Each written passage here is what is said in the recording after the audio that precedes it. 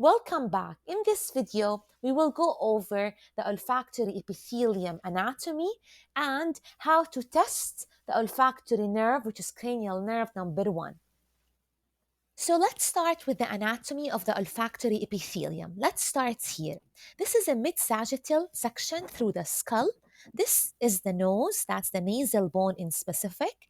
This entire space is the nasal cavity. At the roof of the nose, we have the ethmoid bone, which is right here. Laying on the ethmoid bone, we have cranial nerve number 1, olfactory nerve. This is the olfactory bulb, which is this part on the ethmoid bone. And this is the olfactory tract right here. The inhaled air that passes through the nasal cavity will come in contact with the mucus that covers the olfactory epithelium. So let's zoom on that. This is the mucus right here. The mucus keeps the olfactory epithelium moistened, and also it covers the olfactory cilia, also called the olfactory hairs of these cells. This is the olfactory sensory neurons, which are abundant in the olfactory epithelium.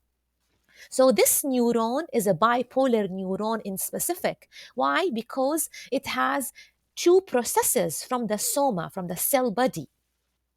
Surrounding the olfactory sensory neuron here, we have supporting cells. We have a basal cell. We have also right here the part of the Bowman's gland that secretes the mucus. All together, they form the olfactory epithelium, which looks like a pseudo-stratified columnar epithelium. When the substances in what we inhaled come in contact with the mucus, they dissolve in it, they bind to the chemoreceptors on the olfactory cilia. The signals will be carried from the dendrites toward the soma, and from the soma toward the axons. Now, the axons of these olfactory sensory neurons will pass through the olfactory foramina of the ethmoid bone. In the olfactory bulb, they will synapse with another cells. Those are the mitral cells.